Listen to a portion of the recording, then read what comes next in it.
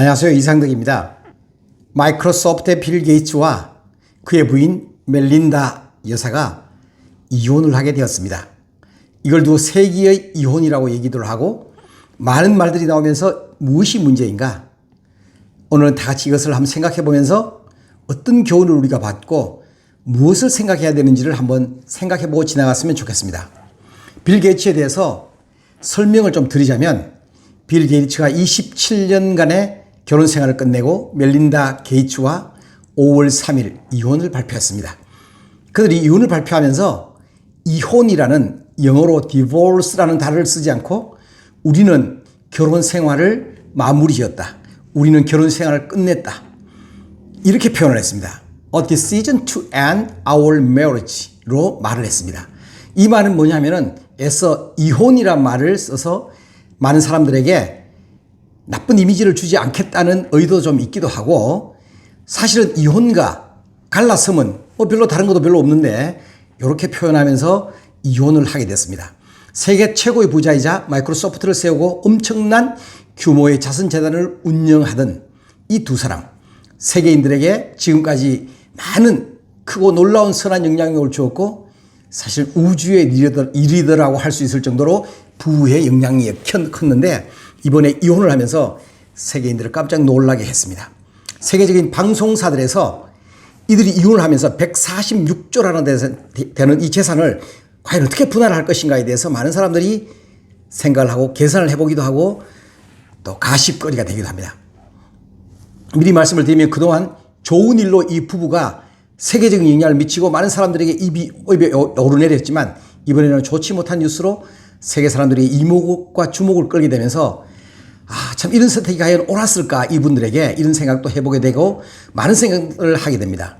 빌 게이츠와 멜린다 이혼 발표는 이 인터뷰를 함으로 통해서 이렇게 말했어요. 우리 관계에 대해 많은 생각을 해보고 노력을 해봤지만은 우리는 결혼을 끝내기로 했고 27년 동안에 세 자녀를 훌륭하게 키웠고 세계인들이 건강하고 생산적인 삶을 영위할 수 있도록 재단도 설립하고 많은 일을 했지만 이제는 정리하려고 합니다. 그러나 우리가 재단을 세운 그 사명에 대해서는 서로 믿음을 가지고 공유하고 함께 일을 하겠지만 부부로서의 함께 했던 것들은 이제는 더 이상 성장할 수 없다고 생각하기 때문에 결혼의 종결을 맺으려고 합니다. 이렇게 말을 했습니다. 법원에 멜린다가 제출한 이혼 서류에 대해서 그 내용에 보면 이런 말들이 있다고 합니다. 우리 부부는 회복할 수 없이 망가져서 이제는 헤어질 수밖에 없습니다라고 했는데 참 마음이 씁쓸합니다. 멜린다는 이혼 발표 시점에 이런 행사를 하나 만들었습니다.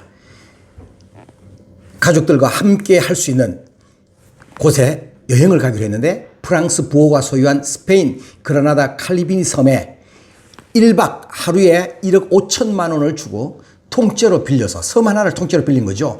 그래서 가족들과 지인이 가서 여론들이 미리 이혼에 대해서 물을까 싶어서 거기 가서 지내기도 했습니다. 그런데 거기 갈 때에 자신과 아이들과 가까운 지인들이 가긴 했는데 가족 행사임에도 불구하고 빌 게이츠는 초대받지도 못하고 거기서 제외됐습니다. 참 이 가족이 어떻게 이렇게 될 수 있었을까라는 생각을 하기도 됩니다.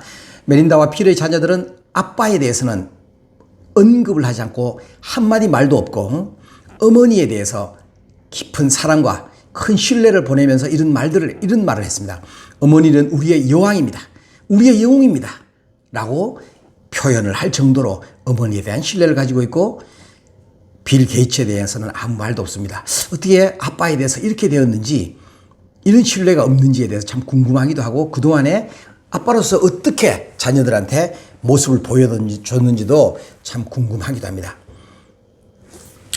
세계인들이 이 부부에 대해서 이혼을 했을 때에 왜 이혼을 했을까에 많은 관심을 가지고 또 많은 상상을 하기도 하고 그렇습니다.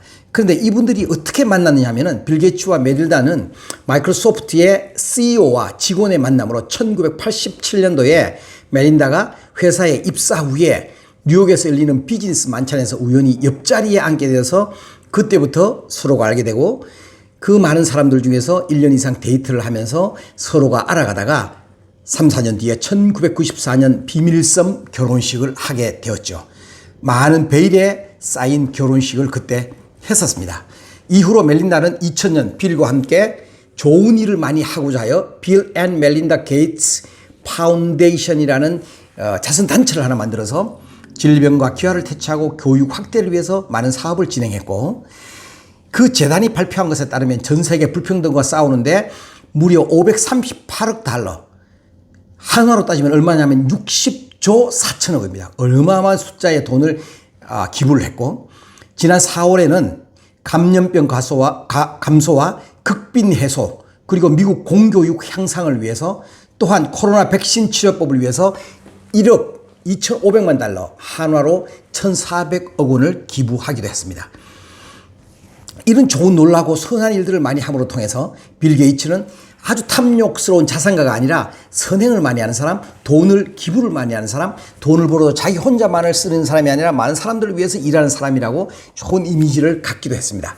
이런 것들은 전부 다 멜린다가 내조를 잘한 역할이라고 우리가 볼 수가 있습니다. 그리고 멜린다는 2015년에 그 재단과 별도로 조직해서 하나의 조직을 가지고 있는데, 이 조직은 미국 여성들의 경제적 권한과 남성과의 동등한 대우를 받게 하기 위해서 일을 할 수 있고, 이 조직을 운영할 수 있는 조직을 하나 만들어서 또 개인적으로 운영을 하는 좋은 일을 하기도 했습니다.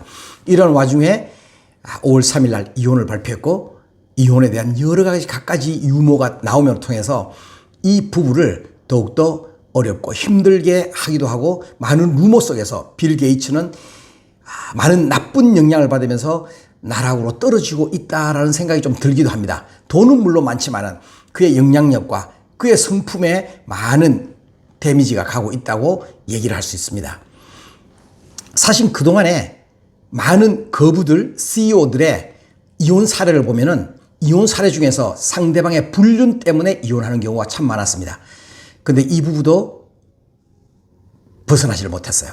그래서 이 부부도 이런 문제가 사람들이 많이 거론하고 있기 때문에 지금 현재 많은 상처와 또 많은 흠을 갖게 됩니다. 그래서 이게 빌 게이츠에게 여자친구들이 좀 있었는데, 그 여자친구들 한두 명을 제가 소개를 해드리면, 첫 번째 연으로 멜린다하고 결혼하기 전에 전 여자친구입니다. 윈 블레드라고 있는데, 이 사람은 1950년생으로 빌 게이츠보다 나이가 더 많고 연방준비은행에서 시스템 분석가로 일하기도 하고 1989년에 벤처 파트너스를 설립해서 160개 이상의 벤처 기업에 만들어지는 것을 도와주기도 하고 지원하기도 하고 하는 아주 뛰어난 인재이기도 하고, IBM이나 마이크로소프트의 정보통신회사에서 컨설팅을 맡기도 해서 그야말로 이 세기의 IT계의 브레인이라고 불려지기도 했어요. 그런데 이 두 사람은 1984년부터 87년까지 둘이서 만나서 사귀고 연애를 했었는데, 애니 결혼을 하자고 여러 가지 얘기를 하는 바람에 빌 게이츠가 잠시 사이가 멀어져서 있는 동안에 빌 게이츠에게 멜린다가 나타난 거죠. 그래서 멜린다하고 결혼을 할 때도 이 앤 블랜드에게 물어봤어요. 허락까지 받아서 내가 결혼을 해도 괜찮겠느냐고 물어보면서 허락받아가 동의를 구하고 결혼했다는 얘기도 있습니다. 이건 우리가 참 이해하기 어려운 부분이긴 한데, 아무튼 미국 사회라서 그런지 빌 게이츠라서 그런지는 모르겠습니다. 그래서 이 사람들은 멜린다하고 결혼하고 난 뒤에도 앤 블랜드와는 1년에 한 번씩 만나서 즐기기도 하고, 또 주말을 같이 보내기도 하고, 여러 가지 공유하는 것도 많고 이렇게 해왔다고 합니다. 특별히 빌과는 1년에 한 번씩 노스캐롤라이나에 있는 해변가 아주 아름다운 곳에 오두막에 긴 주말을 같이 보내기도 하고, 10년간 이렇게 지속되어 오면서 연인인지 아닌지는 모르겠지만 의견을 공유하고 지식을 공유하고 경험을 공유하고 사업을 공유하는 이런 관계로 그동안에 왔다고 합니다. 그래서 지금 앤이 70세가 되었는데, 윈 블랜드가 70세가 되는데, 이 부부가 이혼하는데 나쁜 영향을 미쳤을까 미치지 않았을까, 이런 것에 대해서 결혼하기보다는 오해는 받을 수 있는 자리에 있다라는 생각이 좀 들고, 두 번째 연인으로는 지금 현재 입에 오르내리는 게 누구냐면은 중국인 통역사인데 셀리 왕이라고, 2015년도에 3월부터 빌 게이츠 재단에 와서 통역사로 일을 한 중국 여인으로 미모가 뛰어나고 또 해박하고 많은 일들을 굉장히 잘하고 통역을 잘하고 또 이런 사람이랍니다. 그런데 이 여성은 델타 항공의 승무원으로도 일하고 유명대학에서 통번역사로 근무도 하기도 하고 일을 하기도 하는 아주 인재 중에 인재라고 합니다. 그래서 멜린다가 이혼에 큰 관심을 쏠리면서 이 같이 일하고 예쁜 여자고 이렇기 때문에 빌 게이츠 옆에 있었다고 해서 많은 의혹이 커지고 있어요. 근데 사실인지 아닌지는 우리는 알 수가 없습니다. 그런데 이 셀리라는 사람이 셀리 왕이 이 여인이 가만히 보고 있으니까 이 의혹이 굉장히 커지고 자기로서는 이렇게 의혹을 받을 일이 없는데 커지니까 이렇게 한마디로 일축하면서 이런 얘기를 했습니다. 근거 없는 소문에 시간을 낭비하느니 책 한 권을 더 읽겠다. 이렇게 강하게 반박을 하면서 나는 이 소문과 아무 관계가 없다라고 얘기를 하게 되었습니다. 그리고 오늘 이혼 사유가 될 만한 충격적인 또 뉴스가 하나가 보도가 되었어요. 참 어떻게 빌 게이츠가 갈수록 이런 게 하나씩 터지는지는 제가 잘 모르겠는데 월스트리트 저널에서 보도한 내용입니다. 빌 게이츠의 물러난 사생활이 이혼 이후 쏟아져 나오면서 빌 게이츠가 컴퓨터만 잘하고 컴퓨터에만 빠져있던 괴짜가 아니고 성적인 문제에 대해서 큰 에러가 있다, 문제가 있다고 발표를 하게 됩니다. 그래서 미국 뉴욕 포스트, 영국 데일리 메일 등에서 빌 게이츠 전기를 쓴 작가 제임스 윌리스가 인터뷰를 했는데 이렇게 얘기를 했습니다. 빌 게이츠는 호색한으로 알몸 수영장 파티를 즐기기도 하고 그런 것에 대해서 빠져 있었던 사람이다라고 빌 게이츠의 전기를 쓴 사람이 얘기를 하는 바람에 많은 세계 사람이 빌 게이츠가 정말 그런 쪽으로 많이 즐기고 또 조금 정상에서 벗어난 행동을 많이 했구나라고 사람들이 느낄 정도로 얘기를 했습니다.